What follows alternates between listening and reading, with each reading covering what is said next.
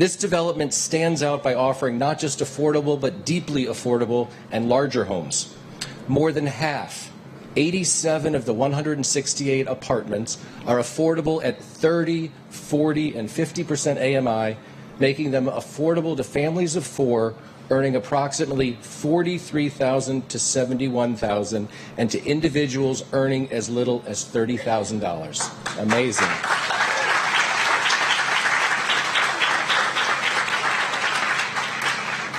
"64 of the rental homes are extremely hard to find 3- and 4-bedroom units.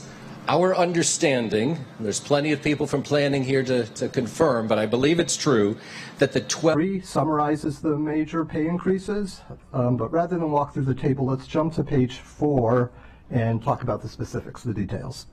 And we'll start with the GWAs, the general wage adjustments.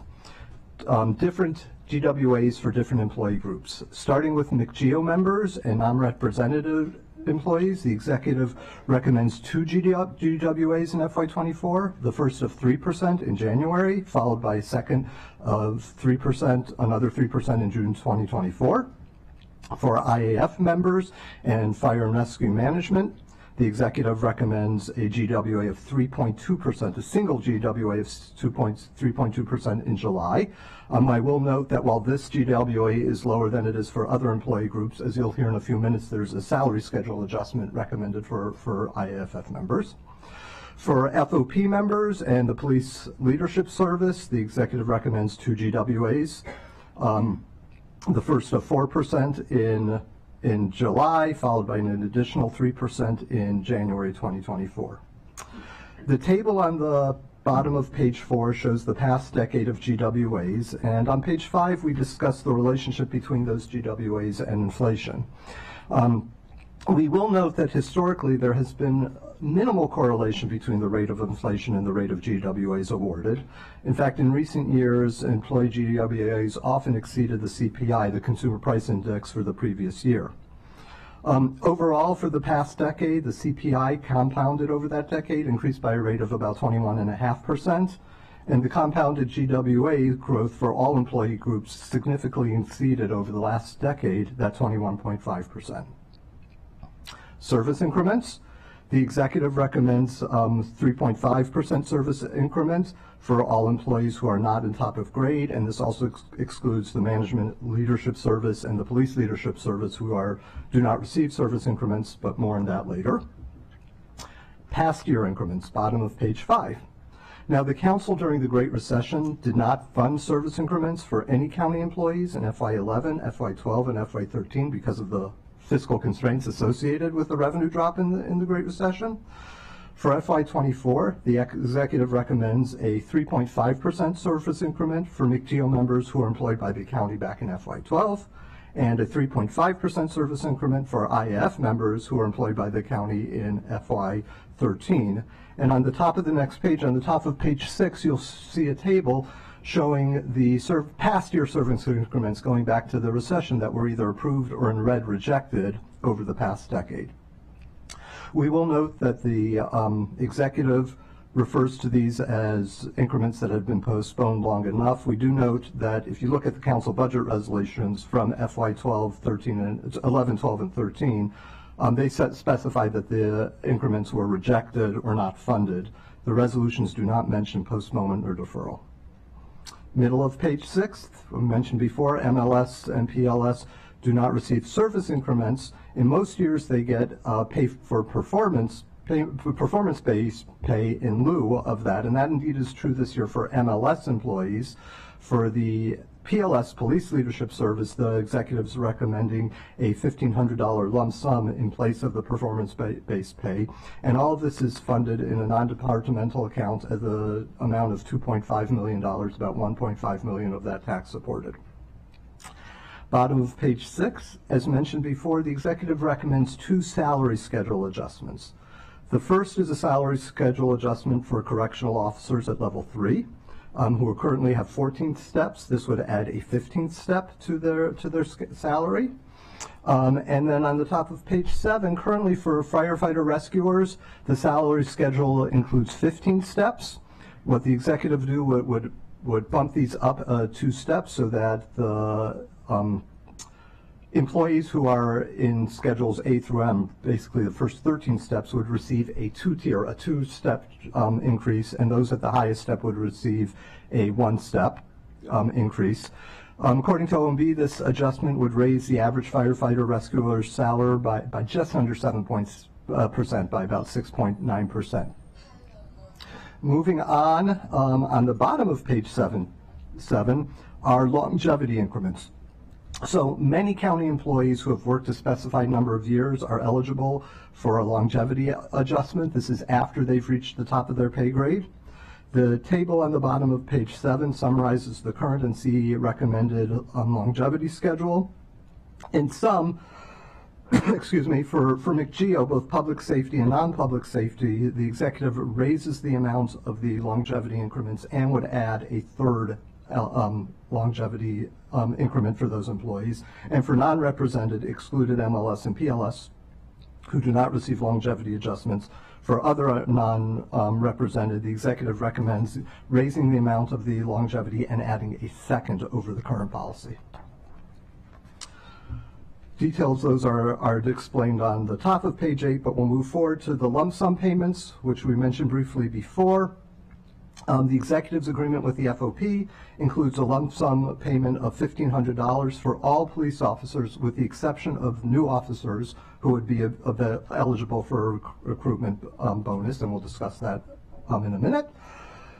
On page 9 through the top of page 10, we list a series of miscellaneous pay and benefit adjustments recommended through the negotiations by the executive. They include, for example, increases to pay differential, field training pay, certain stipends, transit subsidies, clothing allowance. We do note there's also an enhanced vision benefit for all 3 employee groups. And we note that for this one, there is no funding that we saw in the executive's budget to provide that same benefit for non-represented employees. There are also recommended multiple retirement benefit enhancements, and we'll discuss those soon. But for now, let's jump to the middle of page 10.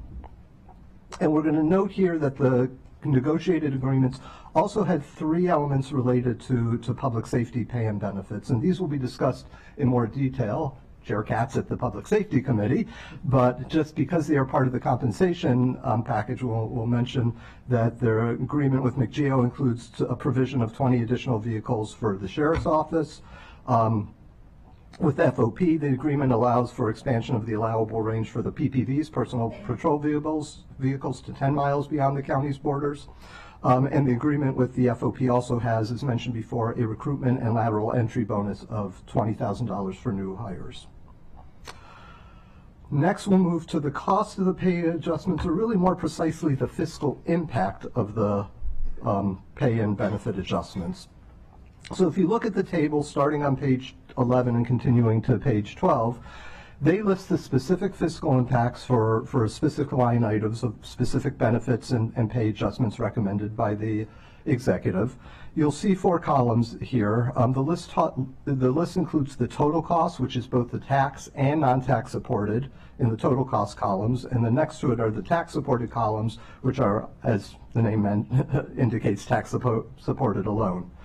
Also within these, you'll see 2 subcolumns, which are the FY24 costs. That's the amount in the C's budget for the upcoming fiscal year. There's also the annualized costs. And that's since several items do not take effect until mid-year or near the end of the year, the full cost of these are not realized until the next year. The annualized columns really represent the impact on FY25 of FY24 budget pay and benefit increases. So it's the full effect of the recommendations rolled over for a full year into the next year. So on page 12, you will see the totals. The total cost of the compensation package, or the total fiscal impact of the compensation package recommended by the executive in FY24 would be about $61.1 million, an annualized cost of $100.4. And of the tax supported, that's $51.6 million in FY24 and just under $80 million annualized cost. But there's an important note that we add to here, that the executive recommends multiple pension plan enhancements. The table that we presented on pages 11 and 12 represent the data from the fiscal impact statements, which shows zero annual costs beyond FY24 for the pension. We do note that these pension enhancements would add unfunded liabilities to the county's pension fund, and in order to amortize these costs over future years, the county's own actuary estimates that the amortization costs over 20 years would be about $9.4 million a year. So with this note, the total cost, annualized cost of the package is just under $110 million. We'll turn your attention to analysis on page 13. As mentioned before, the total compensation of costs recommended by the executive increased by 7.9% over the FY23 level. This 7.9% increase would be the largest single compensation cost growth since before the Great Recession. The second largest was the current year at 6.5%. We have a chart in the middle of the page, and just to explain it, the blue lines are the carryover compensation costs from previous years. This is the annualization effect. So for example, the $43 million in the FY24 bar, those are the costs in FY24 that are locked in, that have already been committed from FY23 pay increases. The yellow lines, the yellow bars, are the new costs realized in that same fiscal year, and they exclude the annualized costs that will roll over to the following year. And so the visual impact of this chart is just to display the unprecedented nature of the county executive's FY24 recommended budget. The FY24 bars are significantly greater than in previous years. We'll move on to workforce size and draw your attention to the table on page 14. Top of page 14, which is government staffing and FTEs for the last 2 years, including last 3 years, including FY24 C recommended. You'll see an increase from FY22 to FY24 recommended of about 4.5%. And as has been discussed, there were about 1,500 vacant positions in the county government as of March, and the executive in his budget has assumed about $18 million of additional lapse across all funds from those vacant positions. We'll briefly discuss where the pay agreements are with the other agencies. MCPS, in the middle of page 14, is currently engaged in contract negotiations with its employee bargaining units, but their budget has a $201.5 million placeholder for salary and budget increases. Montgomery College, it's important to note that with the college, they do not have separate GWAs and increments. They only give their employees a single pay increase. The status for that is they've concluded their negotiation with AFSCME for a 6% combined pay increase, with the AAUP for a flat $2,700 plus 3% salary adjustment. The college also has negotiated a 6% wage adjustment with SEIU. At the time we wrote this memo, that contract had not been ratified by the members. But overall, the estimated combined cost of the college's compensation increases is just over $1 million. Park and Planning's budget includes a request of $6.8 million, almost $6.9 million for employee pay increases, and another $1.3 million for possible employee reclassifications. The commission is currently in negotiations with McGeo. With FOP, they have concluded the contract negotiations, and they include a 3.5% cost of living adjustment, a 3.5% service increment and a 5.5% COLA. WSC, again, has a placeholder of just about $8.8 million for employee pay increases. So we're now to the middle of page 15, and we're going to discuss retiree benefits, which is also part of the compensation package. We're not going to go through detail, but in brief, for county government, employees are eligible for one of 3 types of retirement benefits. There's the Employee Retirement System, ERS, which is a defined benefit or pension plan that's eligible for county employees, current public safety employees, or general government employees hired before 1994.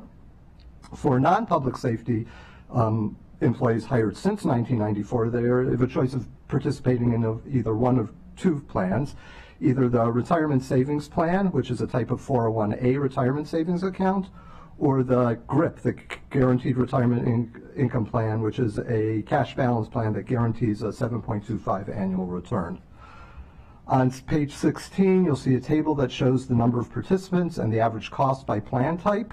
But we'll jump down to the bottom of page 16 and, as promised, discuss a little bit more about the executive recommended retirement benefit enhancements. So the first one on the list is for deputy sheriffs and correctional officers, a pension multiplier. By pension multiplier, what I mean is the pension benefit expressed as a % of final earnings received for each year of service. And so what the executive recommends is increasing the multiplier, with the result that the maximum benefit would rise from 72% after 31 years to 76.25% after 30 years. Top of page 17, the Deputy Sheriff and Correctional Officer Military Service Credit. Existing law allows eligible employees with military service to purchase up to 48 months towards their pension. What the executive recommendation would do would grant the first 24 months at no cost to the employees. There's a pension multiplier enhancement for correctional staff. This one accelerates the benefit. While there's just minor change to the maximum benefit, it accelerates the benefit to earlier years in the employee's career. So for example, after 25 years, the benefit would go from 60% to 62.5%. Middle of page 17, the executive recommends expanding eligibility to the pension to certain job classes working within the ECC, the Emergency Communication Center. There's a long-term disability benefit adjustment, adjusting the payment date for LTD benefits for RSP and GRIS members from 70 to 85. A pension multiplier enhancement for IAF members. This is also an example of an accelerated benefit. As you'll see on the top of page 18, it would increase the benefit after 25 years to 60%, from 60% after 25 years to 65% as recommended by the executive, have minimal effect on the maximum benefit other than accelerating it by 1 year. There's a cost of living adjustment for the IAF pension. So under current law, for credited service from July 2011 onward, the annual cost of living adjustment is capped at 2.5%. The executive proposal is doubling the cap to 5%.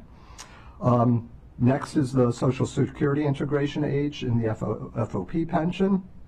So all county pension plans have what's known as a Social Security integration, and under this provision, the amount of the benefit is reduced at the approximate age when the employee would be eligible for Social Security to supplement their pension benefit. At present, the Social Security integration age for FOP members is 67. The executive would recommend delaying the integration age to age 70. On the top of page 19, staff just throws out some policy and fiscal concerns for the council members to consider. First is the concern about a possible retention disincentive. As we mentioned before, many of the proposals would accelerate the pace of the benefit accrual. We're concerned that this could generate an incentive for employees to retire with fewer years of service, working counter to the efforts to encourage retention. So we mentioned before there's some long-term costs and the effect on the fiscal health of the pension plan as expressed in the funded ratios. We'll mention shortly, but the cost, although it's not in the fiscal impact statement, would be about another $9.4 million annually for 20 years. And also a question about policy consistency. For example, changing the Social Security integration age at 70 for police retired police officers, while the same policy is 67 for other retirees. Briefly on the other agency retirement packages. So for MCPS, you have to remember that they have two buckets that they pay into. One is for non-teachers, where they provide a pension similar to the ones provided to teachers by the state, but also for all employees. The county, or MCPS, funds a pension supplement, an additional higher pension rate than provided for teachers for all employees, both teachers and non-teachers. So the combined cost in local dollars for the MCPS local pension, that is for the non-teachers and the pension supplement for all employees, is about $71 million. And as you recall, going back a decade ago, the state shifted the teachers' pension contribution to local school districts, and for that the upcoming year contribution would be just under $80 million. Moving to the middle of page 20 and the funded ratio. Several years back, the council asked staff to annually come to the GO committee and report on the funded ratio. That's the health of the different pension plans.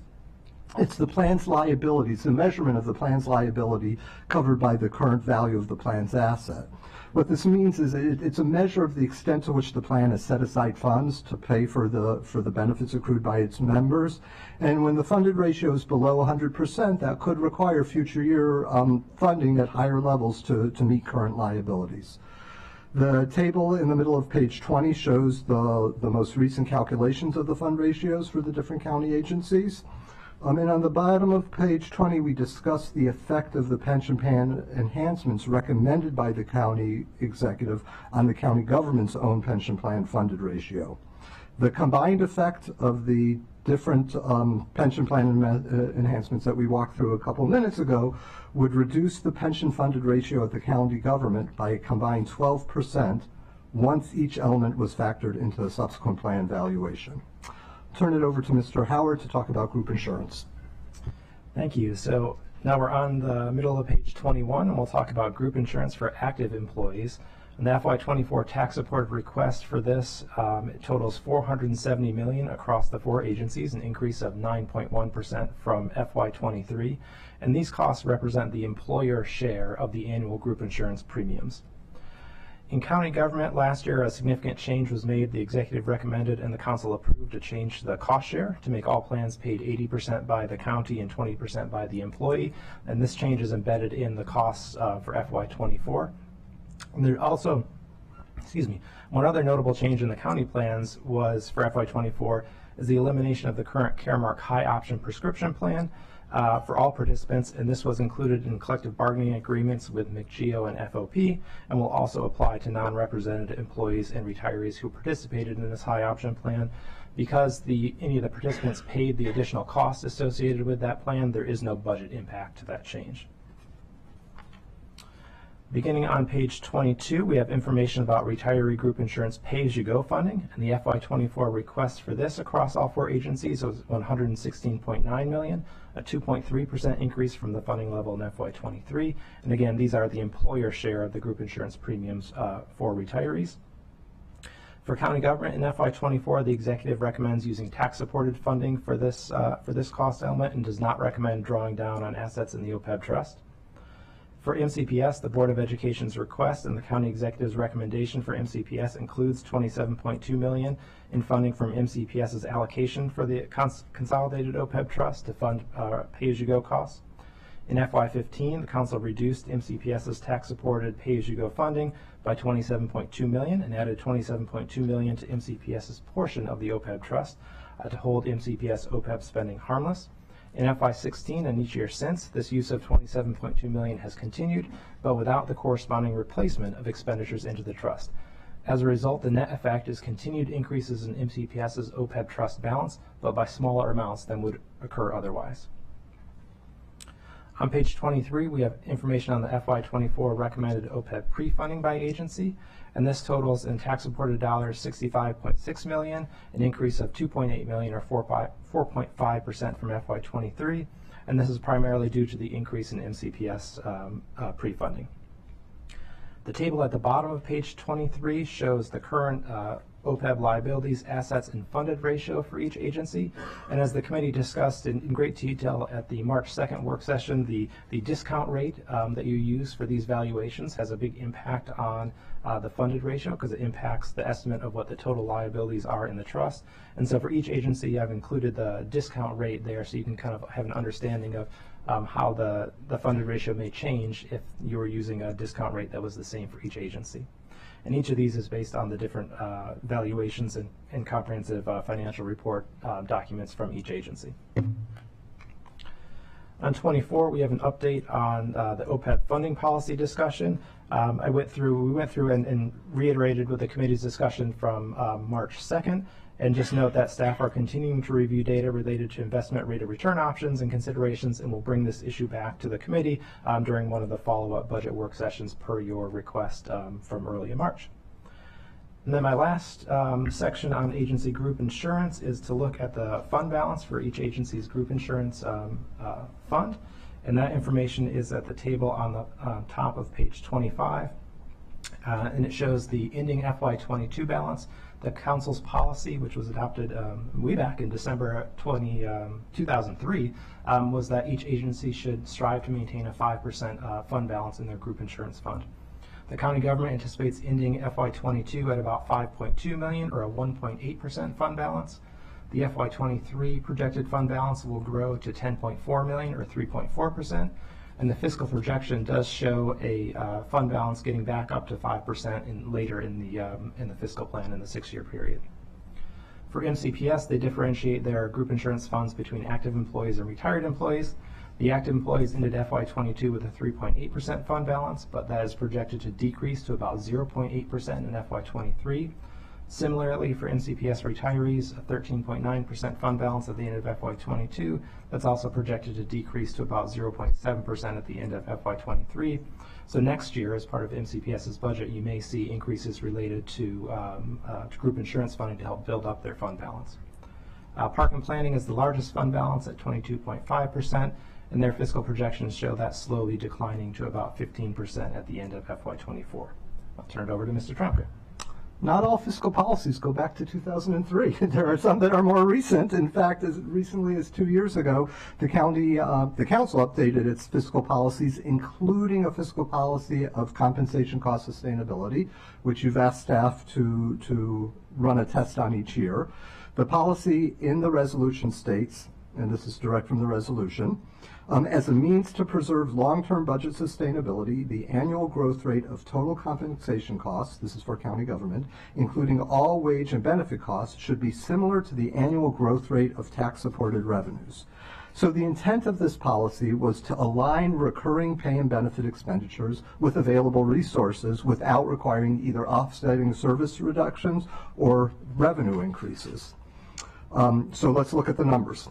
The executive's recommended FY24 operating budget, as we mentioned, shows compensation costs growing at 7.9% over the previous year. This is a marked increase. For the previous several years, the average had been closer to 3.6%, so the executive's FY24 is double the recent average. In contrast, the tax-supported revenues, as shown in the executive's recommended fiscal plan, includes revenue growth at about 2.8%. And this, of course, excludes the property tax increase recommended by the executive, because those dollars are earmarked for the school system exclusively and would not be available for county government compensation costs. So to test the sustainability of the executive's recommendation, we compared two spending patterns. We compared the 7.9% as recommended by the county executive at FY24 for 1 year, followed by the increase reverting back to the average of 3.6% for the next 5 years. Looked at what those numbers looked like, and then compared them to what compensation costs would look like if they grew at the same rate as revenues. So you can see on the table on the bottom of page 26 and the chart on the top of page 27 that there's a sustainability gap. In FY24 alone, the budget would spend $65 million above the council's definition of sustainability, and over the 6-year period, that gap is almost $600 million. And of course, the gap would be much greater, about $1.6 billion, if the spending grew at 7.9% annually, the FY24 rate recommended by the executive.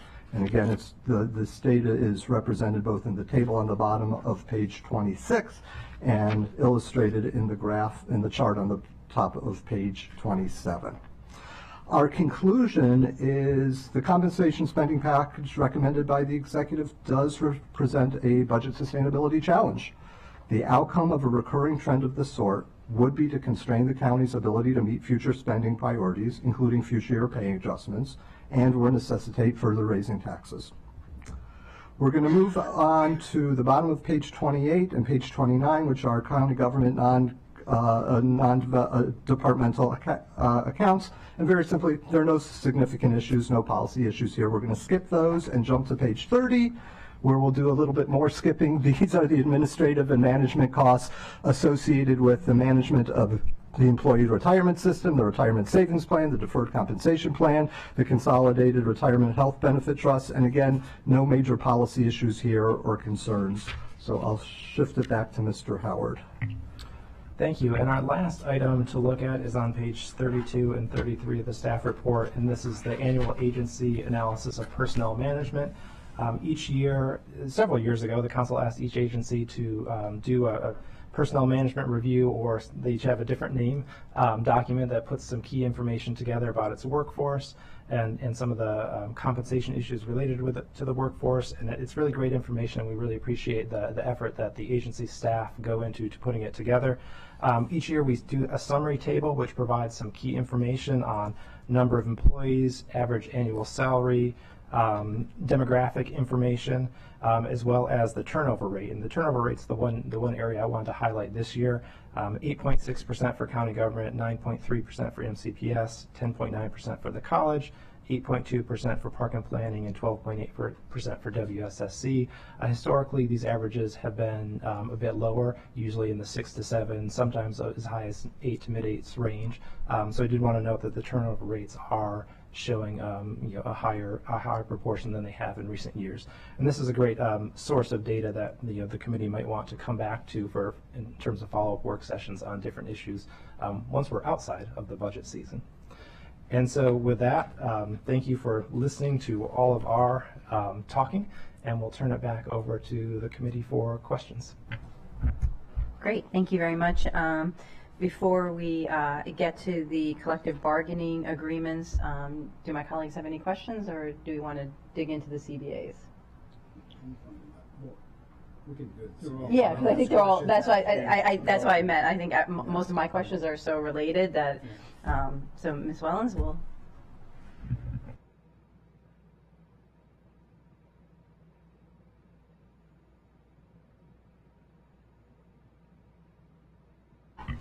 Thank you very much, Chair Stewart and committee members.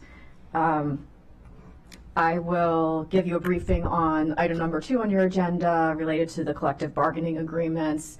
As you said, these are highly interrelated with the presentation you just received regarding compensation and benefits, so I will try not to be duplicative, and in any case, Mr. Trumka explained things much better than I would in any case. So I will first give you just kind of a synopsis related to process. As you know, we received the ratified collective bargaining agreements or amendments to those agreements, since they generally have 2 to 3 year terms. We received those on May 1st from the county executive. This year it was, April 1st. This year it was April 3rd, just because the first fell on a weekend. And then the council has until May 1st to indicate by resolution, there's one resolution per collective bargaining agreement, and to indicate for each provision of the collective bargaining agreement that has a fiscal effect, requires an appropriation, or requires a change to law or regulation, the council indicates its intent to either approve and implement or fund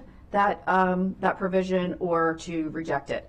If there is a rejection of any term, then that would trigger subsequent negotiations between a representative of the council and the unions, and then it sort of goes from there. So that's just for that context. I'll just highlight the and then of course many of these provisions are also kind of then reiterated in the final budget resolution that you passed for FY24.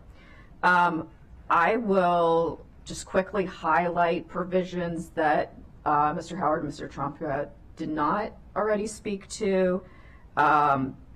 In the staff report, there's the memorandum summarizing all of the provisions of the collective bargaining agreements that fit into that category of an appropriation of fiscal impact or requiring a change of law. Those are all laid out, and the fiscal impacts are included where possible. There's a couple provisions where it's difficult to estimate the fiscal impact, so we don't have it in all cases. Then for each collective bargaining agreement, the attachments to the packet include a draft resolution for your consideration, the agreements themselves, summary page by the county executive, and fiscal impact information. So back to the provisions. I am going to skip to actually, excuse me. I believe page 6, it's item number 8 that's listed in the staff memorandum. So page 6. There are some changes in provisions regarding administrative leave. For FOP, there is an increase in the amount of bereavement leave. Obviously, the anticipated fiscal impact is indeterminate. Also, there is a slight change in administrative leave in the event that an officer is undergoing an investigation. So previously, the administrative leave would kick in if an officer was relieved of police powers in excess of 90 days pending an investigation or removal. The agreement would change so that anytime an officer is, relieved of duties, he or she would, be entitled to the administrative leave.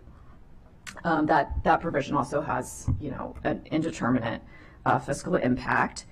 I don't know if you want me to specifically mention each change related to item number 9, increases in clothing, equipment, vehicle use, and transit subsidy.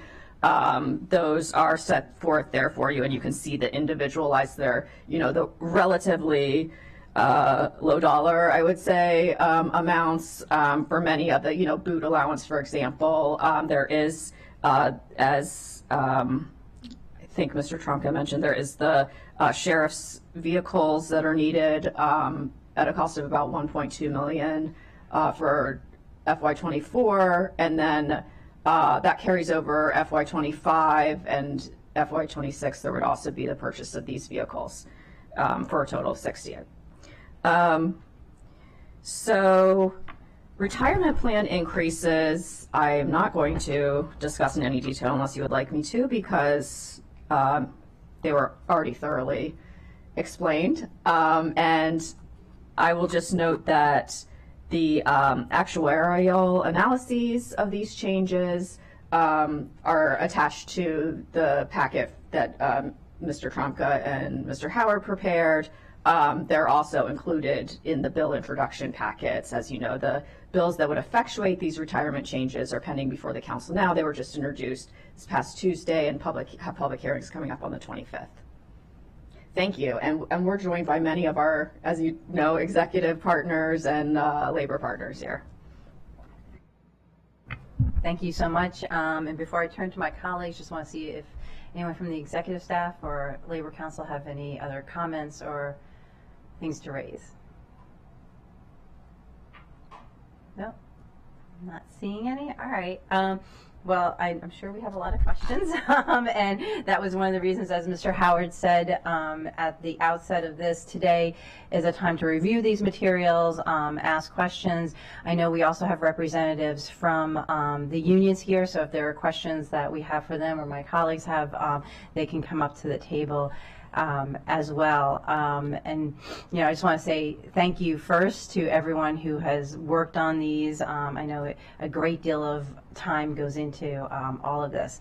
I had a question going back to the bonuses for the police. I'm not sure who wants to ask this question, but I have a couple of questions. So we had the $20,000 signing bonus and then the $1,500 bonus.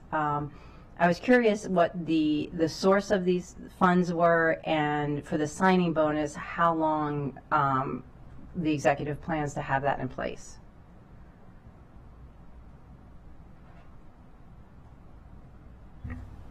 Thank you.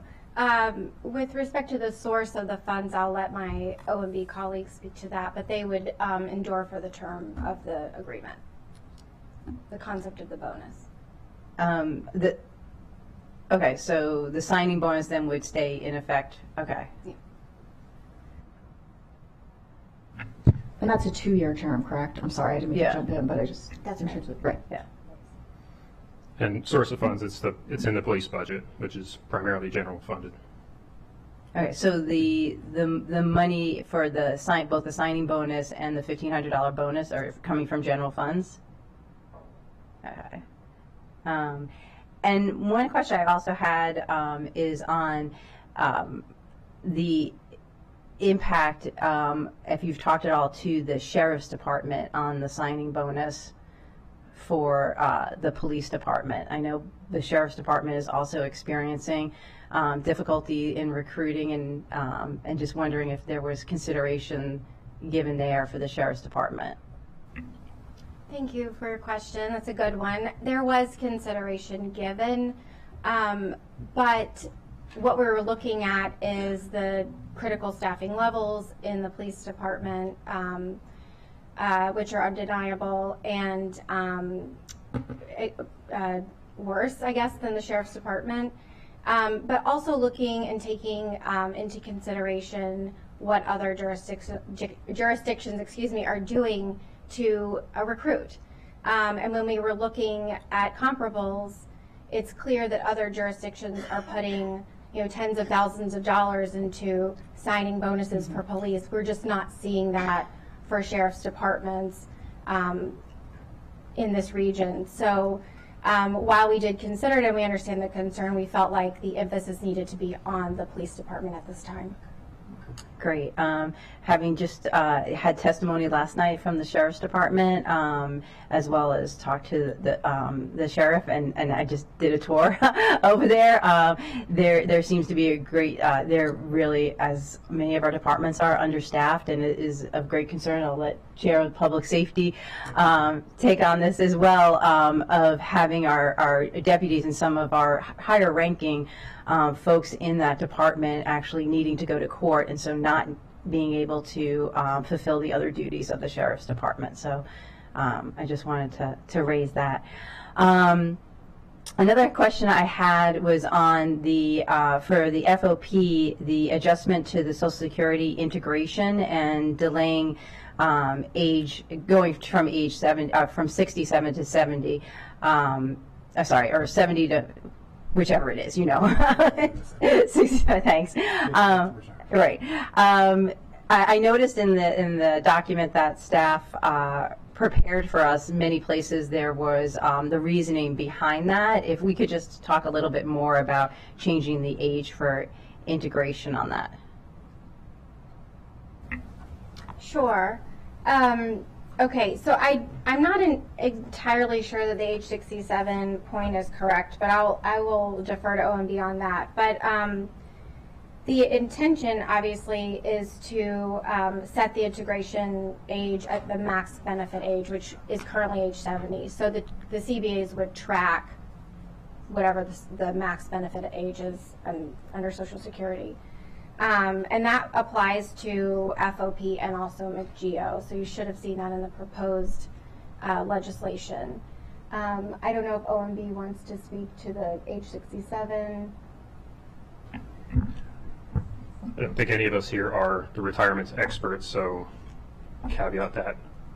But the age 67 is what it was currently in law. And what we did with those new adjustments was identify it needs to be the maximum security retirement age.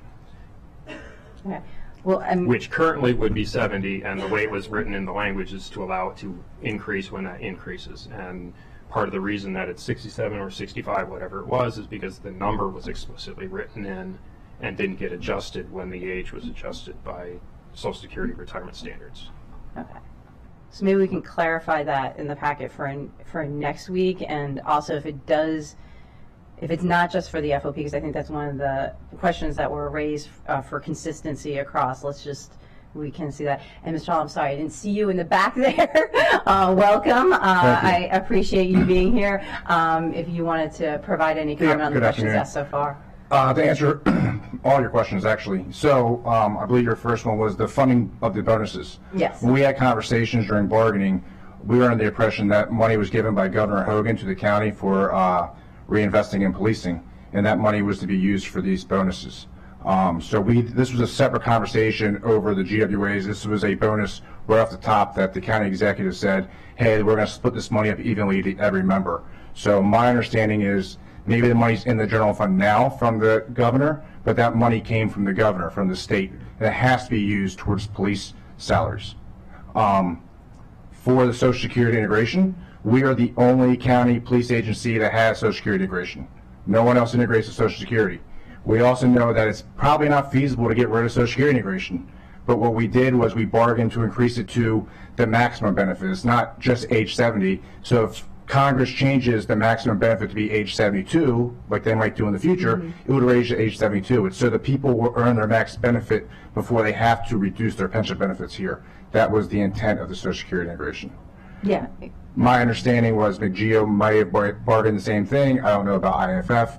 Another thing that is missing that is also going to be in front of council is we did a multiplier increase as well, which would be for January of 2025. That's going to go across with this. And we did it to the outlying year to keep people here, because if not, people are going to retire. So we're trying to push it out further to keep people stay here until at least 2025, so we can try to tackle this recruiting problem. Okay. I think Council Vice President Friedson has a follow-up question. I have another question. Yeah, I have other questions, Oh, yeah. but I just wanted to, since it's on Yeah. this topic, so I think it's important for us to understand. So the Social Security integration, if you're delaying your retirement, you would not be forced to take Social Security, which would bring down the county's expense when you take Social Security. But so you would basically, the county would be on the hook for longer. That's the change, because you would be taking late Social Security to increase your Social Security benefit. But by taking late Social Security, does that lower the county's obligation after you turn 70 currently? It would be the same after age 70 as now. Yes, there would be a 3-year gap where the county would have more investment into an employee, and we would have to fund into the retirement account through investments through the BIT. But again, what's being forced now is you're forcing a member to take it at the normal date. They have to take their Social Security at the normal date right now, because if not, their pension is going to reduce by $25,000 a year. But it doesn't lower the county's contribution beyond age 70? Does it lower your contribution beyond age 70? I'm not sure. Because if you're getting a higher Social Security amount, this is just the only thing I wanted to clarify. If you're getting a higher Social Security amount, does the integration change the county's obligation? Corey, I think you would know. I think, yes, the formula would change the way the difference would remain the same, because right now it's 1.6%. It will go to 1.8%, so there will be no difference afterwards. The calculation would change. There's no more liability. So you adjusted the calculation so that the county absolutely is paying up front in the 3 years, but is not getting less in the out years. Correct. Yes. Got it. So actually, before I turn it over to Councilmember Katz, on this point though, I want to make sure I understand, because one of the other questions I had was on the fiscal impact. We had for this adjustment 1.2 million in FY24, but then moving forward there was no fiscal impact. This is the nuance of the way that information is provided. It's not that it has no impact in the out year, it's that impact is shown elsewhere, and that elsewhere in this instance would be the actuarial valuation. It shows up when we do next year's budget for 25. It won't be a line item up for bid. It'll be embedded in what are the changes for retirement. So the annual increase or decrease for retirement costs will include that variable should it be approved. Got it. Councilmember Katz. Thank you very much, Madam Chair and Mr. Vice President. You know, sometimes when you clarify things, it becomes less clear, and I think that's what we're trying our best to figure this thing out. So way back when the maximum benefit for when someone could take their Social Security was, I guess, 67. Is that what you said, Corey? And it's varied over the years. I believe 67 was at one point when the legislation was written. Yeah. And then, of course, it's changed to 70 and 70 and a half, and depends on what week we're talking about. So, but the county did not change when someone had to take the additional. Is that what we're saying? And now we're saying that the county is talking about changing when someone would take the maximum. And the idea was always that the person who is retiring would not have to take the maximum until they needed to, until they had to, until they're forced to. And so to me, this is the fairest way to do it. If this is what we wanted, and I believe that's what we should want, then this is the fairest way to do it. So I'll yield back. I do have a few other thoughts on a few other topics, but I'll yield back. Thank Great. you. I appreciate the clarification on that. And I would ask, as we develop the packet for the 19th, that we clarify the funding source. I understand that state funds may be in the general funds, but I think it makes a big difference to the public to know that these were state funds that were specifically provided to the county for bonuses, and that's how it's being used. So I just would ask that, or so, yeah, that's how it was being used. And thank you, Mr. Holland, for that clarification. On page 9 of the packet, it talks about increased eligibility for DHS Crisis Center $1,500 annual stipend. And I was wondering, I don't know if anyone today could expand on that a bit. And it was in the packet we were going through with Mr. Trumka and Howard. The first. Yeah, the first packet.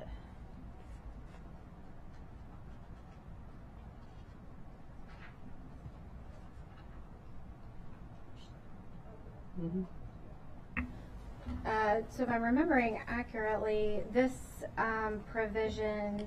Could you tell us what page you're on? I'm sorry, page 9. Page 9. It's the sort of middle of the page. Increased eligibility for DHHS Crisis Center $1,500 annual stipend. So this added an additional position into the eligibility for the stipend. So it is an additional crisis center position. I have to refresh my recollection and look back at the language. But if I'm remembering, it simply offered that stipend to an additional position in the crisis center. And we'll follow up on I that think one on to circle, clarify. if it's what I'm thinking, on circle 7 in the packet, it notes the corrections, adjustments, increase the charge nurse differential to $275 per hour, increase stipends for emergency response team to $1,800 annually, so that's the increase, and then provide a $1,200 annual stipend to critical incident response members. So that would be a new stipend that is being created, at least from my read of it, on circle 7. That's correct, and so in the packet where it says 1,500, it should say 1,200. Chair was, Okay, yeah, that's what the chair was referencing. I just Right. want to make sure. Thank you. Oh, No, I think the those are separate actual issues. agreement said 1,500. That's why I put 1,500, because there was a difference between, Yeah, we just have Yeah. to figure it out. That's why we're doing this today, right? Those are separate issues. Okay. We're talking, this item refers to the crisis center, and as Jennifer pointed out, there was an existing set of job classes for which that was eligible. We're adding one or more to that eligibility pool. It's the 1,500, it's that. Okay. What Councilmember Friedson was referring to was a separate issue with other stipends for correctional.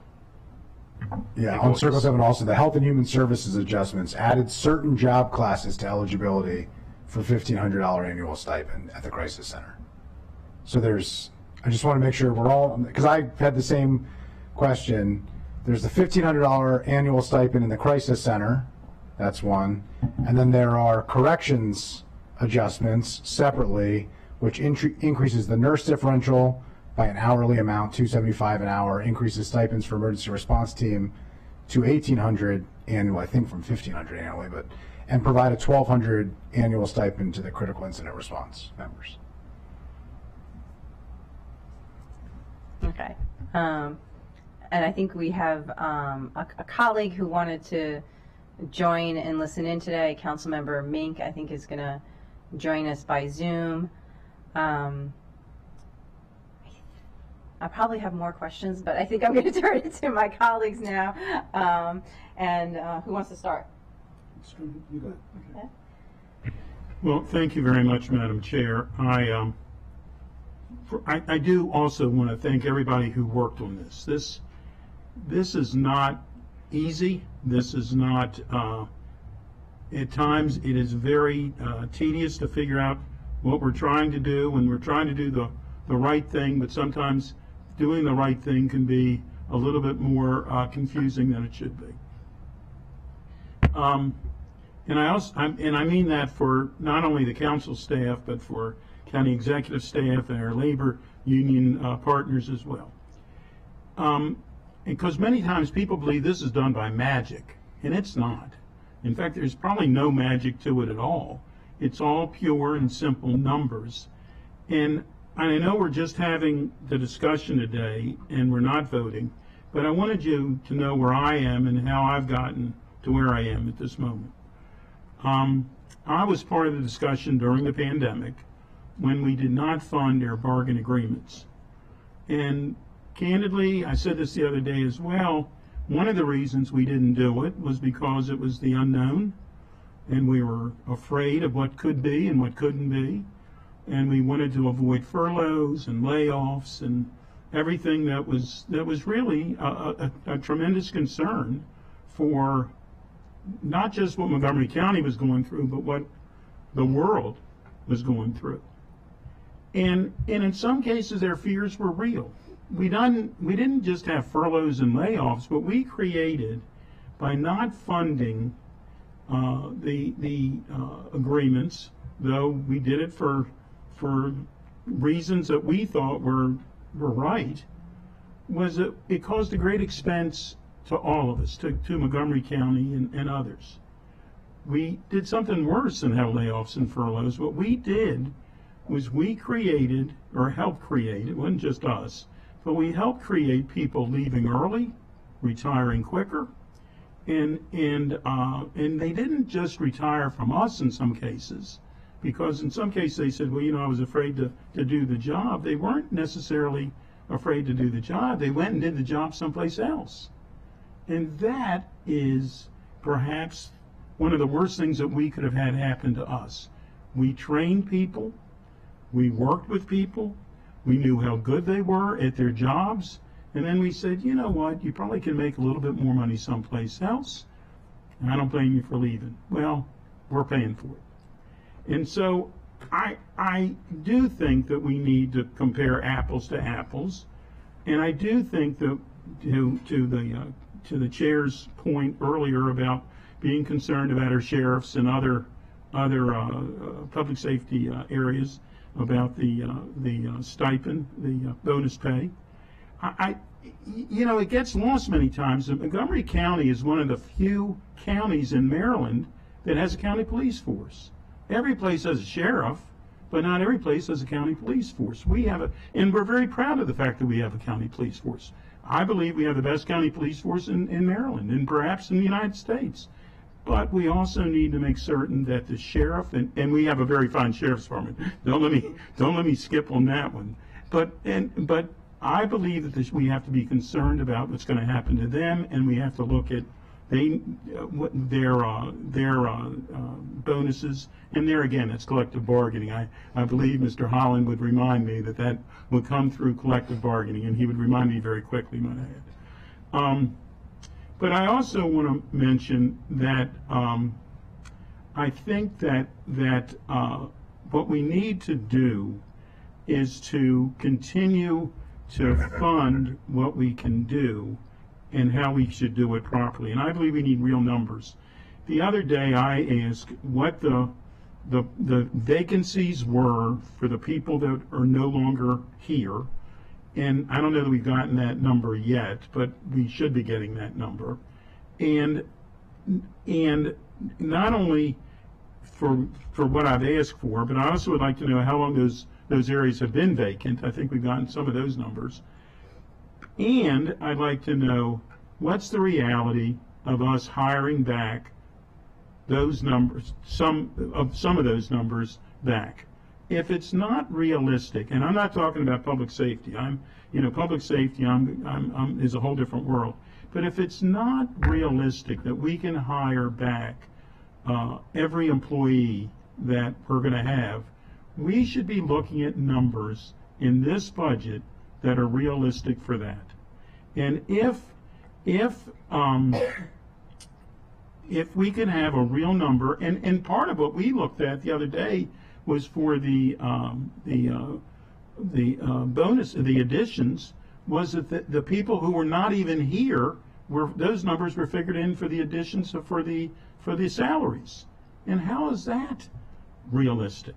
I think we need to figure this thing out, and I think we need to do it And as Councilmember Lukey said the other day, you know, it's the ask your mother, kick the can down the road theory.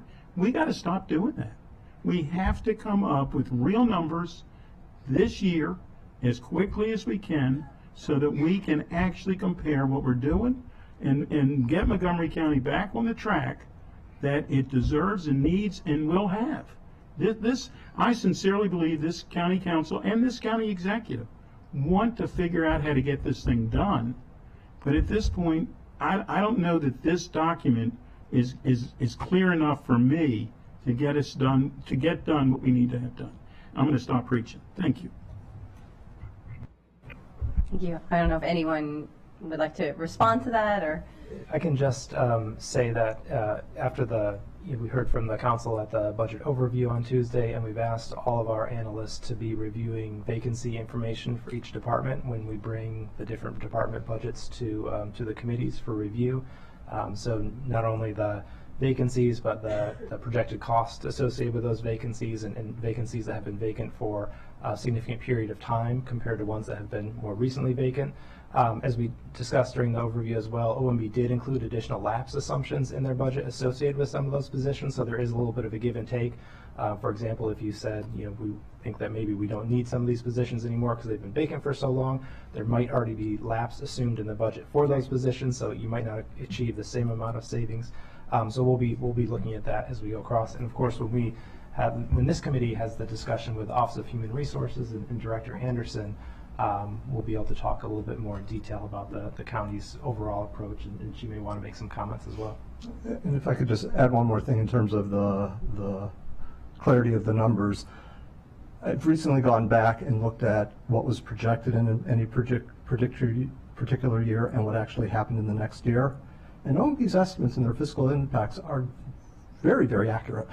The numbers play out year after year within a very small percentage of what was predicted. So there doesn't seem to be a lot of looseness in those numbers. So are you saying that our overall salary number was predicted correctly from even though we had all of those vacancies? If you look at what was predicted a year ago versus now, the numbers are very close. I don't have the numbers in front of me, but I think within 5%. OMB's numbers are very strong. Excuse me? I didn't hear the percent. I don't want to be precise, but my you. recollection was within 5%. 5%, which is still a significant number when you're talking about the numbers we're dealing with. And to Mr. Howard, I understand you've been a little busy too. I saw you last night. I know you've been working, and so this wasn't your only job that you had, but we do need to, as far as I'm concerned, I think all of us realize we need those numbers. Thank you. great. And you know, as Councilmember Katz said, is he's looking at the collective bargaining agreements and the compensation package. He's thinking about vacancies. I do, again, I want to thank the representatives from our unions who are here, and if at any point, just wave a hand if you want to come up and say anything in addition to some of the comments and questions that are being raised here. And I see you now in the back, Mr. Holland. I see Mr. Buttle here, and I see folks from McGeo here too. So just let me know if there's anything you want to add, and I'll turn it over to Vice President Council. I've been called much worse, and I might today if the microphone isn't on with Councilmember Katz. But first of all, I share the sentiments. I thank you to everybody who has worked very hard on these agreements, and thank you most importantly to everybody who's working hard and working more than ever. With 1,500 vacancies in county government, people are working harder than they've ever had to work and being asked to do things that they haven't been asked to do. And I think we all recognize that, and I just wanted to acknowledge that. And that's true in public safety, that's true in county government. We recognize that there are real needs, and we have to address those needs, and we have to make sure that we address the real recruitment and retention challenges that we face that are being felt in many governments and in many industries, frankly, where there is a real reckoning among the labor force as we come out of a crisis, perhaps trends that were going to take 15 or 20 years, took 15 or 20 months, and our ability to absorb and handle that has been challenging. And we have some real work to do, and I think we have to be real serious and sober about it. Having said that, we have a budget before us that includes a 10% tax increase as the economy is heading towards challenges. We have, real questions that we need to work through. We have 1,500 vacancies that we need to figure out and work through. We have an education system that has major challenges and major issues with staff and students and families who are struggling for obvious reasons. So I want to dive into some questions here. The first one is related to the vacancies. I am very concerned about the way in which we use vacancies and lapse, because I do think that we have gotten to the point where we have so many vacancies and so much lapse that we're using it essentially as an accounting practice. And we're using it to overspend in one place and to move a priority, maybe a management priority or maybe a central priority, and we're doing it on the backs of our frontline workforce who are doing the work of one or two or three, while we're making all of this kind of happen. And so the point that Councilmember Katz made, the dollars may add up and match up in the end because we've got really smart people in county government who are moving the numbers around to make everything work at the end of the day. But on the front lines, for the people who are actually providing the services, it's not working. And I just think we have to acknowledge that, and we have to be real about that. And so, yes, we need to do right by employees, and we need to do right and figure out these contracts, but we also have to solve the underlying issue here, because we are kicking the can down the road, even in this budget, even after asking residents to step up with a very significant tax increase, even after making massive investments that we're going to be making here. It's unclear to me that we're solving the underlying issue of actually addressing the vacancy problem, of actually addressing the fiscal policy issues where we're using the one-time funds and then we're backfilling it with lapse and with vacancies to make all the numbers work in the end, because it's just really not a sustainable practice. So we got to find a better balance than the one that we have up to this point, because the current process that we're on it really isn't working for anybody, particularly the people who are actually doing the work every day to serve our residents. So my first question is on the lapse and the vacancies. So we have 1,500 vacancies, as we've heard. The county executive at our initial breakfast noted that it would be unlikely that we'd be able to fill all 1,500 of those vacancies, an obvious statement, which I share. You've included additional lapse to reflect some aspect of that. I think there's an open question of how much of that is reflected, but an additional lapse from what you would normally do, reflecting that we're at historic vacancies. But at the same time, we're adding 137 new positions.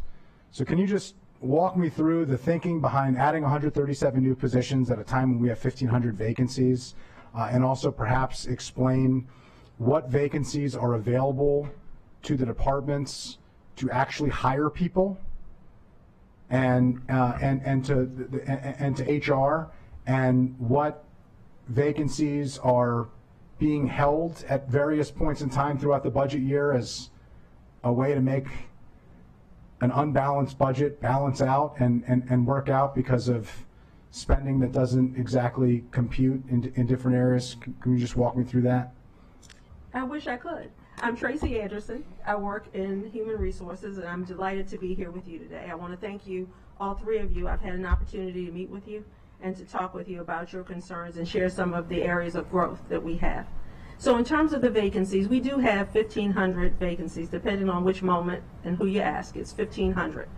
OHR has 556 active vacancies. We've hired 779 people since the beginning of the fiscal year, but our turnover rate is sort of equal to that. We've had separations numbering 609 in that same period of time. We're not able to keep up. We've got an aging, a maturing, I'll say, workforce. People are making other choices. We're coming out of COVID. I'm recently from Recreation Department. The Department of Recreation staff was phenomenal during that time. They were redirected in their efforts. They worked at Board of Elections, HHS. These were front-facing people that continued their front-facing work, even in the face of COVID. Those folks, when they've had an opportunity, we had people leaving recreation to do things they had never imagined doing. We had one young man who left us to take a job operating drones remotely. It was 100% remote work. We're having that same challenge as everybody else in this region. Every other government is looking for people. There are almost 10 million vacancies throughout the nation. There's a 4% unemployment rate. People aren't looking unless we offer them something. And in terms of the lapse rate, I won't know all the technical bits of it. But just because a job is vacant and there's a lapse doesn't mean that that money is not offsetting some service. I don't know if you are familiar with It's a Wonderful Life. That's one of my favorite movies. So there's a scene where George Bailey has run away from the savings and loan. He's been sprung. He's going to get married, and then there's a run on the savings and loan. And when he comes back in, he wants to know what's happening, and a man says, I want my whole $222. And he says, your money is not in the bank. Your money's in Joe's house, and in the Kennedy's house, and in your neighbor's house. It's the same with these lapsed funds. The funds are available to everyone, but not really, because we're able to continue to meet the service needs and demands of the county, even with the lapse. Do we have some problems with recruitment? Absolutely. And when we come back to you, we'll be able to show you or try to represent to you the plan going forward to fill vacancies. The county executive has charged OMB, and OHR is going to be an avid partner in that, to look at structurally what we're doing with the jobs, to look at each organization and have some rationale about how we're bringing back jobs. We're working mightily to fill vacancies, but we can't do anything about our maturing population, and we can't do anything to compete regionally if we're not able to offer competitive wages. Well, I appreciate everything that you're doing. I think you've been a breath of fresh air leading that department, and we really appreciate that. But you've raised some important questions here. You have 556 positions that you are able to onboard and hire tomorrow, right? That's the number that you have access to. So it begs the question, where are the other 900 positions, and what are they being used for, and why aren't we allowing our top talent to hire talent? Because this is the fundamental. This is the shell game that's being played. We're using positions in order to offset overtime, in order to offset overspending, in order to offset new priorities and new programs, whatever the case may be. And it's just, it's not fair to you, because you can't keep up with what you got. And then at the same time, we're adding 137 new positions, which to me is like the house is on fire, and rather than putting it out, we're adding gasoline. I mean, it just doesn't seem to make a whole lot of sense. Good afternoon, committee members. My name is Jennifer Bryan. I'm the director of the Office of Management and Budget, and that is a very good question, Councilmember Friedson. What I will say about lapse is not just a plug number. It is an exercise to hedge, for lack of a better word, what will naturally occur. There will naturally be turnover in positions. People will leave. People will go to other jobs. So there is natural turnover. The exercise within the budget process is to try to predict what that number will represent in a value. So that is the way we calculate lapse. It's just understanding that in any given point in time in the year, any day, that a position may become vacant, and not only become vacant, but someone may be hired into that position at a lower rate because the person was at top of grade and retired, for instance. So that's part of the lapse conversation. The other part about where the vacancies lie is a very good question. It is something that we have been grappling with a little bit, and we're trying to get to what that means. From my conversations with directors who have been in place, some are very new and don't understand the lapse conversation, but in my conversations with some directors, is especially during the time of COVID, they were super busy dealing with and managing a national, international crisis.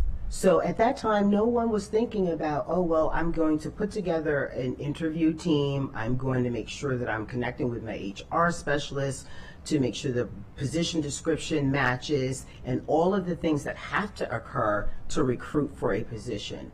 They were focused on managing a crisis for the residents of this county. So coming out of the pandemic, I think it is behooving of us to actually go back and revisit this exercise and say, pandemic isn't over, there are still needs in the community, but you as directors, as senior leadership, we've got to get to a place where we understand what is happening in departments as far as the vacancies are concerned, and to really nail down what those monies are being used for, whether they've been backfilling with overtime or they've been backfilling with contractual support, which is on the other side of the ledger, not necessarily budgeted in personnel costs, but budgeted in operating expenses. So there have been some trade-offs and people have been managing through. Really is what they've been doing, is managing through.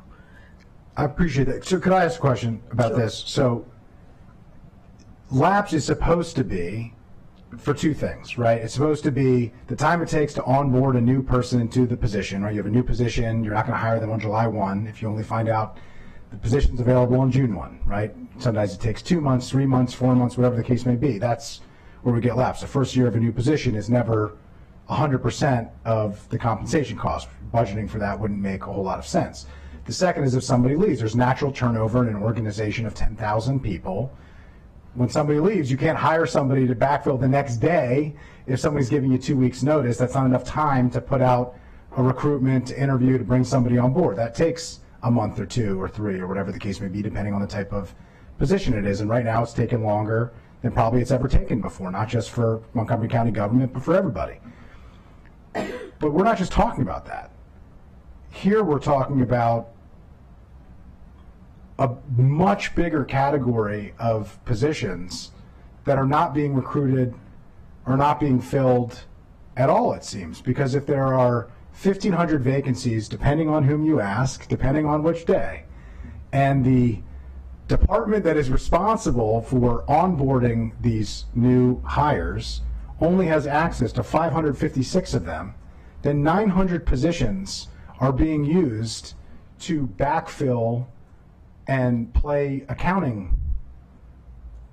Yeah, I wasn't going to use games, one of my colleagues did, so I won't have to take the blame for saying that. And some of that is understandable. That's the way that the budget is set up. But this is being used as the cushion, it seems, in the budget. I mean, 900 positions is a huge number of positions, and unless there's another department that is responsible for hiring those 900 who's not at the table, that begs the question of why do we have those 900 positions, and if we're not going to hire them, why do we still have them?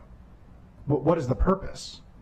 So Mr. Friesen, 2 things. One is departments, just to build on what Director Bryant said, departments have been trying to reframe and reprioritize as they re-enter regular work, regular front-facing work. So departments that have maybe 200 vacancies, 300 vacancies like HHS, they're not able to even manage the whole interview process on the back end of them.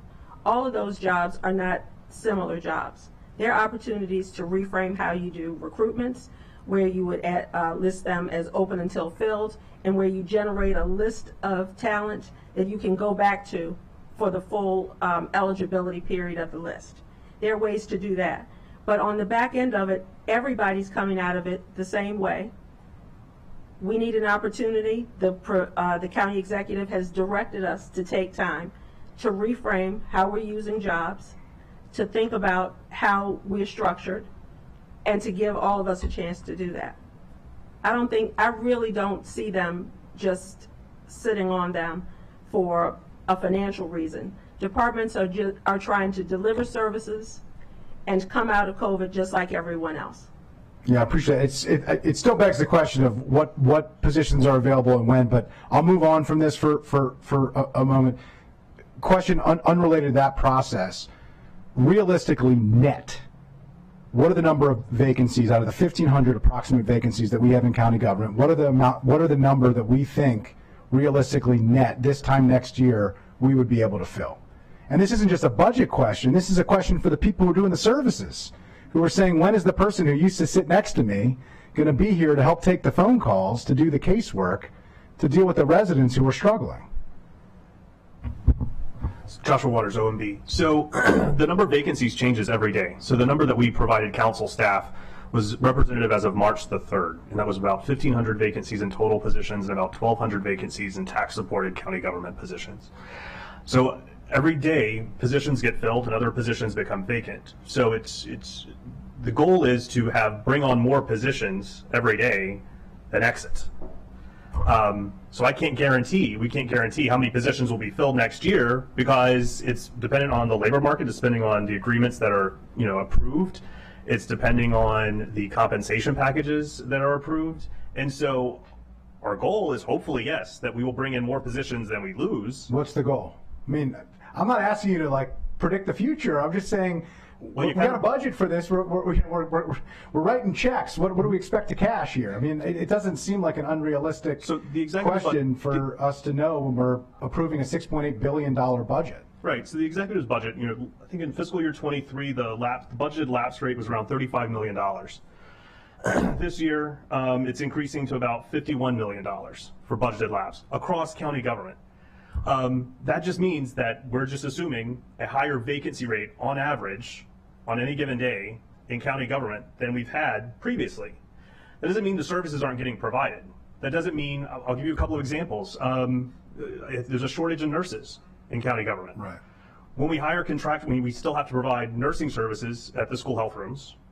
In order to continue to provide those services, we're backfilling those right now with contractual services. Would we rather have nurses that are in-house? Yes, because they're likely cheaper than paying for those contractual services. Similarly, social workers. We're having to pay for overtime for correctional officers because there's a shortage in those positions. So yes, from a fiscal management standpoint, yes, it makes sense to continue to have those positions on the books because we're still trying to recruit for those positions because it's cheaper for us. It makes more fiscal sense to have those services provided by county employees than contractual services. It makes more sense for those services to be provided during regular work hours as opposed to overtime hours.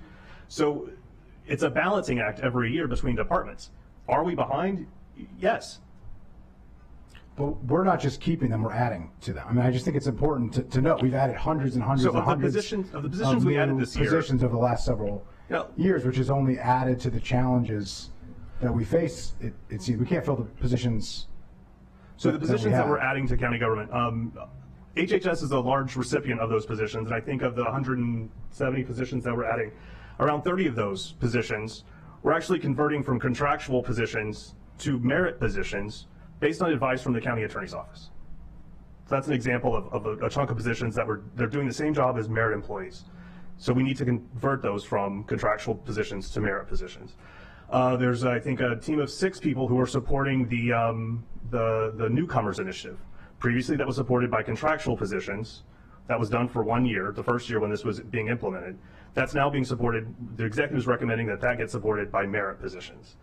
So these aren't brand new, not all of them are brand new positions to county government. They're brand new PINs and FTEs, but these services in some instances are still being provided now. They're just being provided contractually versus with county employees. And I appreciate that. I don't think anybody's arguing that everything is a good idea and a good initiative and well-meaning and well-intended, and I think is important. But I think the reality is even the contractual that are converting, you have to do a recruitment. That recruitment is going to have a lapse. It's going to take time. That's going to take away from the people who have to do the recruitment for the other 1,500 positions that are already existing. So at a certain point, we got to, stop digging the hole and just, figure out a way to get out of it. There was a matrix report. We paid $92,000 of taxpayer money The labor unions were part of this. As far as I can tell, in my repeated conversations with them, were very active and engaged in it and in the recommendations. This effort started in the fall of 2020. After repeated conversations that there would be a restructuring of county government, we didn't see it. Finally, this group started. There was a working group made up of executive branch, labor partners, and the consultant. It started out only coming up with 100. That was the goal, 100 vacancies that were going to be identified. And I noted, when you spend $92,000 to eliminate 100 vacancies, you're actually not saving taxpayer dollars because those are positions already vacant, but important restructuring effort. It only came up with 9. As far as I can tell, I'm not sure any of the 9 have actually been eliminated that were recommended. And one of the recommendations in that report that came out in April of 2021, April 15, 2021 is when it was transmitted to the council. One of the recommendations was that 5 to 10% of the retirements that occur should be eliminated, and came up with a number of recommendations for how they could be eliminated, and in fact had an overall goal of 225 supervisory positions being eliminated throughout the county. We were told last year, heading into the budget, that the recommendations from that report were used to put forward the budget last year. And so I'm just wondering, what progress have we seen on that restructuring, that investment of taxpayer dollars, that tremendous amount of time between county executive staff and labor partners, and how much of it was then implemented then in this with the 5 to 10%. 18 months, by the way, from when it came out until now would have already ended in the fall, so there would have been ample time to have done that. And then the 225 positions that were noted, and there were a number of other recommendations in the report. So I'm just wondering if you could share with us, as part of the conversation on vacancies, I think it's important to talk about what has already happened and whether or not we've actually followed through. Well, in OMB, during our analyses of the requested budgets from the departments, we did look at vacancies. We continued to keep a running list of what those vacancies are, so that when we engage in the exercise the county executive has directed us to do, we know exactly where to pinpoint our efforts. The county executive is not interested in impacting frontline services. If there are jobs vacant in the frontline services that we can fill, they will be filled, because we understand those employees are under pressure. They have workloads that can become unmanageable. So he has directed that frontline employment, frontline employees, anything that's vacant there, if we can recruit to fill them, that we do. Anything outside of that are things that we will be looking at. It will be part of this restructuring effort, and it will be part of the conversations on, as you restructure, how do we bring vacant positions back, or do we? And I think that's going to be the larger part of the conversation, is do we bring these positions back? How have we been able to continue these services without service impacts to our residents with vacancies, and how do we move forward in that same vein? So there will be a story to tell from departments to the county executive in this exercise, and that story may say that, yeah, well, we had vacancies, but in order to maintain the same level of services, we did use contractual services. So those will be things that will have to be discussed and worked out through the budget. Not necessarily, this is going to be outside of the budget process, but will be incorporated in the budget process. But this is where we are going. This is where we have to go, quite frankly. Well, I would have said this is where we had to go 5 years ago when this was originally talked about. I mean, you can understand the skepticism here. 2 years, nothing happened. Then a consultant was hired. That consultant report was delayed. Ultimately, it came out many months after it was promised.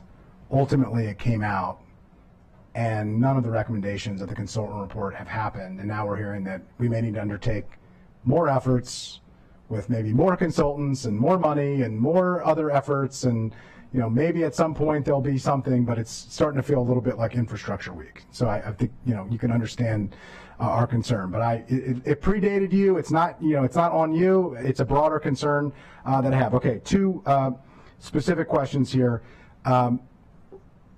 the response that the executive gave to the compensation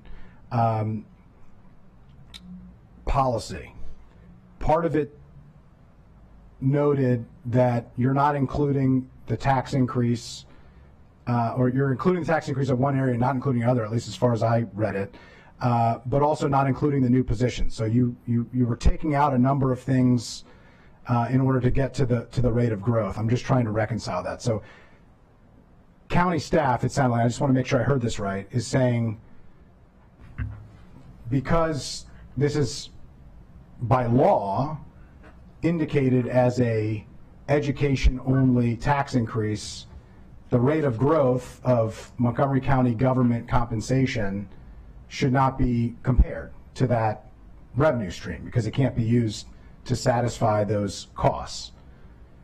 You took a different position. I just like to understand how and why, whether whether you have a different interpretation of that, and also the new positions, it seemed, at least in the memo that I read, were not included either.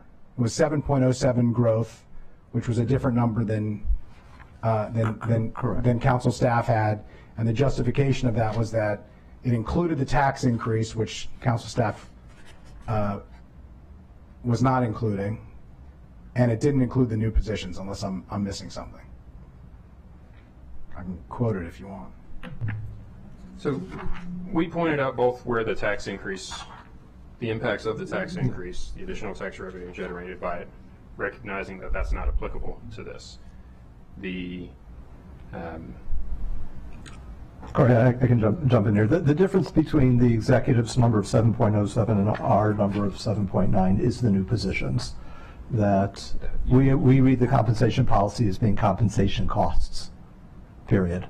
The executive calculated that number, compensation costs related to existing positions, not compensation costs related to new positions. Our reading of the compensation cost, the compensation sustainability policy, speaks to overall compensation costs, and that's why we did that read. And you also took a different view on the rate of growth because you're not including the rate of growth of the education, right? Correct, although the executive did note that in his memo. Yeah. It's noted, but the justification is that it should be included. As shown in the fiscal plan, the one-year revenue growth rate is 7.2%. The 7.2% rate of growth includes 10% property tax increase. But the 10% property tax increase is for education, under the education article. It's written into the budget book. It's the central talking point and discussion point of the entire budget. So I just was hoping that we could get an explanation for that. You are correct in that. It's also simple, it's a tax revenue. And the way we're reading that, we're trying to be consistent with the way we've applied it year to year. This is how we interpreted it last year when the memo was written. This is how it's interpreted here. Those tax revenues, they're tax, yes, they're for a specific purpose, but they're tax revenue. But you can't be consistent when this is the first time that you've ever invoked the education article for a tax increase that by law has to only fund education. So, you know, it seems to be a game of double counting, and I'm just very concerned that you use it as a justification to demonstrate the fiscal sustainability of the budget, but then also say, but it's only an increase for education. We can't have it both ways. And so I just, I just want to note that. You said I was correct. I appreciate that, but it is a concerning thing that I think we need to point out. Your justification for why the sustainability of the compensation costs works is based on a tax increase that isn't for Montgomery County government compensation at all. And that's a concern that we need to work through. Oh, sorry. Do you have a comment? Last question. On the pension costs, how are we looking at the fiscal dynamics of that moving forward? Like, what's the? There's two ways to look at a pension liability. One is bringing down the fund balance, the funded ratio of the pension fund, and the other is a general fund expenditure moving forward, that we expect to subsidize this change to make whole the pension cost. Both are reasonable points, and I'm just curious, what is the position of the executive branch? Is the goal here to bring down the, not the goal, but is the expectation based on the policy change that you are presenting before us to allow the pension funded ratio to reduce by what has been projected at 12%? Or is it to have the general fund moving forward increase its contribution in order to offset the change? So every year the valuation determines what the normal cost is, and it factors in what is the unfunded liability along with the normal cost. When you're in an environment where you're over 100% funded, there's not a lot, if any, unfunded liability to target. Each of these additional provisions will address whether there is or is not additional unfunded liability. That calculation will factor into the valuation, and each year when that's performed, the contributions that are required will include that information. So in the event that these reduce the funded status below 100% and there is unfunded liability, that'll be calculated and it'll be budgeted within the retirement costs for each budget year. So basically you'll deal with it next year and the year after, like you're not going to deal with it now. Well, we are proposing to deal with this year's cost now. The estimated normal cost added to 24 was added in the fiscal impact. But that's the reason why it's reflected as zero, because your thought is it'll just get recalculated every year, and whatever the number is, the number will be, and we'll pay it. Correct, and we don't, to that same degree, we don't project that, oh, next year's valuation is going to result in a $5 million increase in retirement, so we're going to, let's put aside that for now. That they're always, what happens in that upcoming year. It's always done in the valuation. But you're changing you're changing the valuation based on a change in the pension, again, which is fine, but we have to pay for it. That's my only point is here, I'm fine with making changes. I just think we have to be, serious about the fact that they have to be paid for, and it sounds like they're going to be paid for out of general fund contributions, moving forward next year, and I just think that's part of it, and it's the same approach. I'll just note, and then I'll yield back to the $145 million gap, structural gap in the budget. No one's denying that there's a $145 million gap in the budget, as we talked about on Tuesday. The approach is we'll deal with it next year, and I just will note, I think we have to have a real serious conversation. I think Councilmember Katz was talking about this, recognizing that we have real needs and real concerns, and we have to figure all this out. But saying that we're just going to wait till next year and have a $145 million deficit to start with and hope that somehow our own financial experts are wrong and the revenue forecasts are off and we're going to get lucky again and there'll be some other, saving grace here, or, the same thing with the pension fund. I just have real reservations that that's an appropriate way for us to budget. And so we're going to have to find ways to offset costs or come up with revenues or, figure out how we make all of this work, and whether it's the vacancies and whether it's the positions, and I think we need to take a long, hard look at it. But we have real serious needs, and we got to figure out those needs, and we need to move forward. So with that, I'll yield back to you. If I may, I think I understand your question a little better now. You're asking if we have two options in front of us, and yes, we do. One is to treat the normal cost for each year and then let the unfunded liability get paid out over time as it does for any other change that we have. We also have the option to recognize that, just for example, if these changes collectively had a $30 million impact that we were planning on paying over time, we could just pay $30 million now and be done with pre-funding that unfunded liability. We are not seeking to pre-fund any of that liability, only deal with what this year's presumed impact is from that change. That's the way we consistently handle many of these changes in terms of actually smooth assets, gains and losses. That's how we treat pension changes like that. Thank you. I would just say the conversation we had here on the vacancies, thank you for the additional information. And, this is the Government Operations Committee. There's 3 of us, and Councilmember Meek is joining us for a bit today. If there's any of that information that can be transmitted, additional information, working with the county staff, I think that would be beneficial to the entire council as we continue over the next few weeks talking about the budget, because I think the conversation you heard here and the questions raised about vacancies, I imagine you're probably here in a lot of other committee meetings. So it may be beneficial to get ahead a little bit of that and provide some of the very useful information you did today. I think my colleagues have asked questions. I know Councilmember Mink, you said you had a question. Yeah, thank you. And first, just wanted to give a quick thank you for letting me call an audible here. My plan was just to watch the live stream at home, but as Chair Stewart said when she was first made chair, she wanted to make the GO committee the most interesting and engaging committee of all of them, and successful. I was very engaged and appreciate you. And well, now I have to take exception to that. You're on the Public Safety Committee, so anyhow, all right, okay. So just a couple of quick questions. Really appreciate the conversation so far. I wanted to note that as we look at the service increments, that if we have the number of eligible employees and then the amount of the salary increases remaining essentially unchanged from year to year, when we show the cost of those service increments increasing so rapidly, that's a little confusing, I think.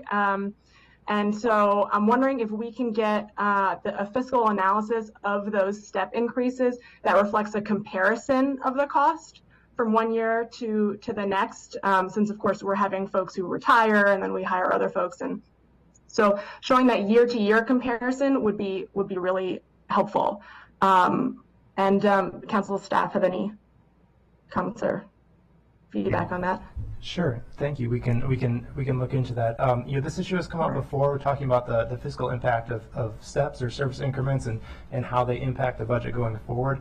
And OMB does a great job each year of presenting, the initial year fiscal impact, which is the easiest to calculate because it's obviously 3.5% times the salaries, as well as the annualization of what that would cost over a full year, because of course you have the increments happen at someone's anniversary. So in generally, kind of as a budgeting tool, kind of you assume almost half occurs in year 1, then the other half would occur in year 2.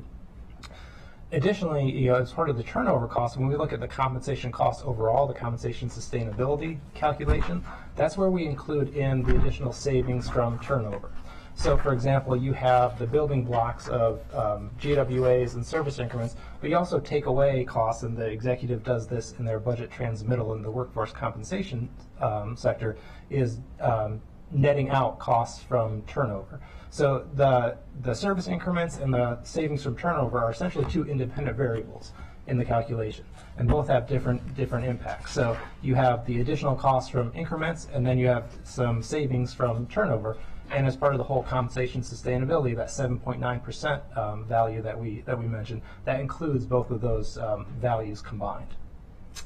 So yeah, that makes sense. I certainly understand why they're sorted that way in the packet and in the analyses. As we have to make the decisions about what we're going to do about the increments, though, the year-to-year comparison would be very helpful. So even if it might be a doubling up of where that retirement and turnover information takes place, having that to be as we judge what we want to do with the increment would be really helpful if that's possible.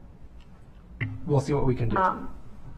Great, thank you. And then the other one other piece of information that would be helpful is, ultimately we need to figure out what we need to do to attract people in order to not be understaffed in these various departments, obviously, and clearly we're falling short there. And per the conversation that just took place, of course, we need to know which are the positions that we actually do need to have filled in with and which we don't.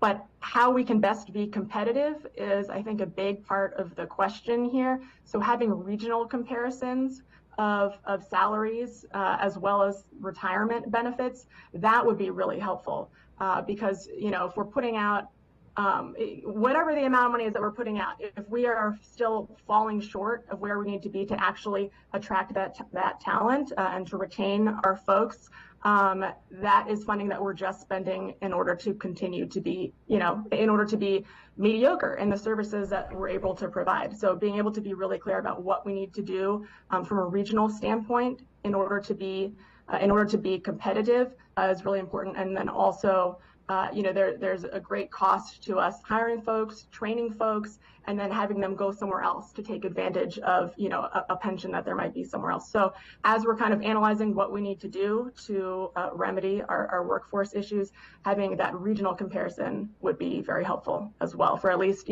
some key positions. And I'll give a quick shout out to OHR and Director Anderson and her team. They do a great personnel management review each year that includes a lot of data on comparing the salary for county positions to other comparable positions in the region.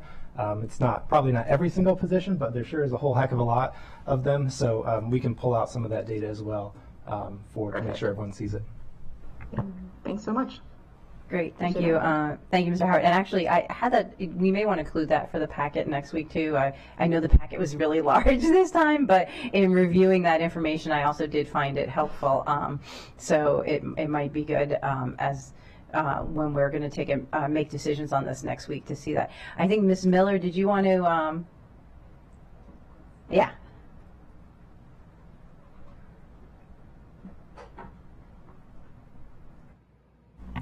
Thank you. I'm actually just going to introduce our consultant that is here, and also Gino President Wren apologized for not being able to be here. He's homesick and has no voice at this point, believe it or not. Well, he was so powerful last night that we can understand that he lost his voice.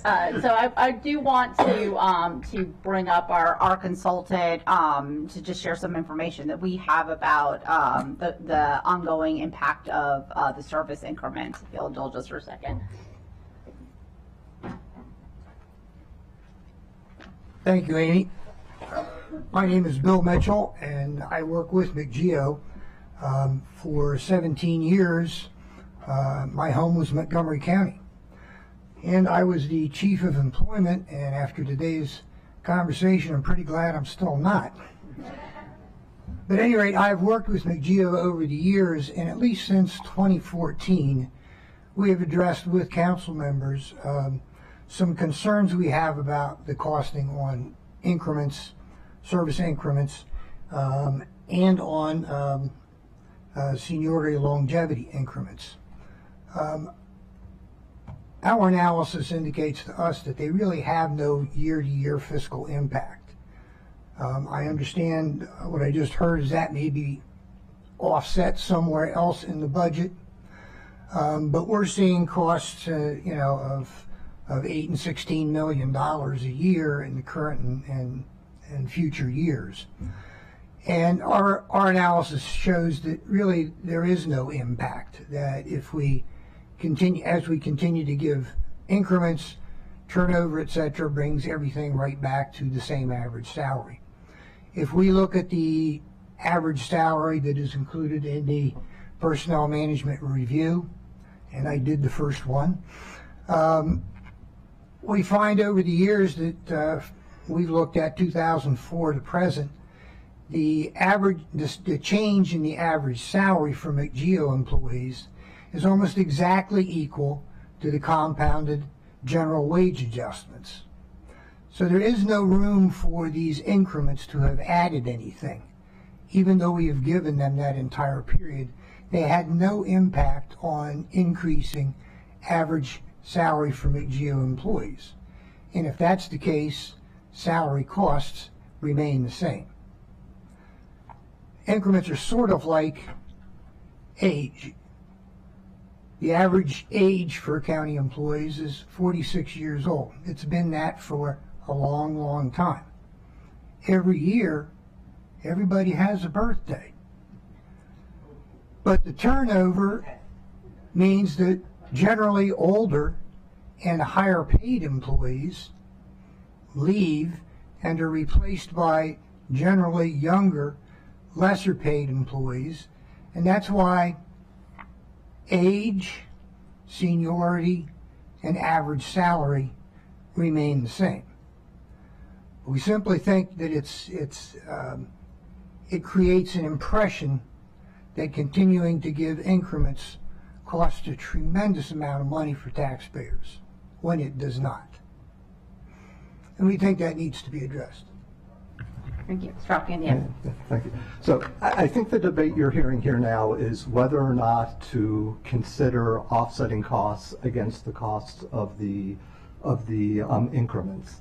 I think the most simple way to look at this is if you look at the chart on the fiscal impact on page 11, for example, the FY24 budgeted cost for the McGeo 3.5% increment is $4.9 million. If you give that increment, those costs are there. If you don't give those increments, those costs are not there. So to say that they don't have any cost, that's a debate of how you consider the trade-offs. But the fiscal impact is undeniable. The fiscal impact is the dollar amount indicated in the fiscal impact statement. Okay, Councilmember Friesen. Yeah, I appreciate. I think both points of view are legitimate, but I think when you add the lapse in, that's also where you get dynamics too, because some of the dynamics is that the workforce ages out, you have retirements, then it backfills. So, I mean, one of the challenges that we have is that a lot of times in a lot of these discussions, there are very legitimate points that are being put forward, but we're kind of double counting certain things, and we're treating it one way in one place and another way in another place. And I think that the challenge we have, because I think you're right, and I think that hasn't been reflected exactly, but if we're going to reflect that, which is important, I think then we have to figure out what the lapse would look like and how that impact it is having, because it's not like a stationary situation where one person goes through and they sit in a position for 30 consistent years and every position is exactly the same. It just doesn't work like that. And I think it connects to the earlier conversation that I was having and the frustration, generally that I have on this, that we got really, really smart people, I got to say, in OMB, and in OHR, who are sitting there and, making everything work at the end of the day. And it does work from a fiscal standpoint at the end of the day, but is it the most transparent way to make decisions and to understand, to our labor partners know when they sit down at the table what we're working with? Do we know? And the answer is not really, and that's the concern. And I think I think if we're going to address that issue, we got to address the lapse issue. We got to address the reserves and the fund balance. Not the county reserves, but the kind of cushions that we're putting into various areas, and really better understand that, because I think it's important. The same thing is true of the pension. We can't have it both ways. We can't say that it'll get figured out next year and it just gets worked out and changes don't really matter, because that's essentially what that approach is saying of, well, we're going to get an actuarial determined contribution and we could literally make any change we wanted and it would just recalculate next year. Well, if you're making dramatic changes that have significant fiscal consequences, that number is going to change either to dramatically reduce the funded ratio or to dramatically increase the amount of money that we have to put up from taxpayers that cut services somewhere else. So, I just think, we got to be a little bit more transparent on all sides of these issues. Well, I'm not sure we're going to completely resolve this today. Thanks. I want to make sure, thank you very much for that. I appreciate it. Again, I just want to see if there are any other questions from my colleagues on the committee. Councilmember Mink, any other comments from our representatives who are here from the union? We do have this scheduled to come back to us on April 19th at the GO committee to make our recommendation to the full council. As was stated there. Oh, Mr. Holland, come down. Come on down. What's the theme song? Oh, we should get that. $1. Yep. I do want to make two more points. I already remember one of your questions was about the starting bonus and how long is it. It is a term of the agreement, but we're supposed to evaluate it every 6 months to see if it's working. So if parties agree, we could stop the $20,000 anytime, or we could say we need $30,000 and come back for an appropriation. But as of now, it's $20,000 for the term of the agreement, but there's an evaluation period every 6 months to make sure it's actually doing what it's intended to. And the police department was the one who thought $20,000 was the appropriate amount at the time. As for lapse and new positions and everything else, I agree. If we can't fill we're 147, 146 sworn officers short, we should not be adding any more sworn law enforcement positions in our budget this time. There's no way we're going to get them. I know they're needed for the academy, which we agree every year we need more instructors there, but there's other ways of doing it. We have officers that have chronic injuries that are sitting behind desks doing work such as writing police reports or answering phone calls that could be serving in those positions. And we've made that clear to the police department. That is our intent of how those people should be used, and we found other ways that we can do this. But adding sworn positions, or I mean, I don't speak on behalf of the other labor unions, but to me, adding any position at this point when we have so many vacant positions is a waste. So, thank you. Thank you, Mr. Holland, for that. All right. Yeah. Mr. Holland? Not a point of discussion, just for future, and some of this may be related to public safety, but if there are any budgeted personnel-related costs that were not bargained, if that could be shared with us to consider as well, because there are really two conversations.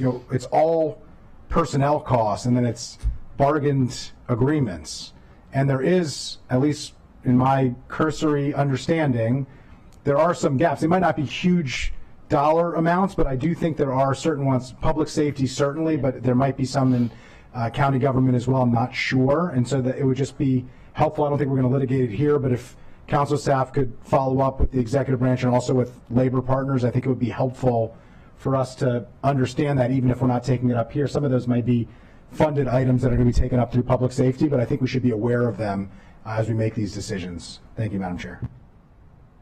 Mr. Howard, you look like you're about to say something. We'll follow up. I just want to make sure I'm exactly clear what you're referring to.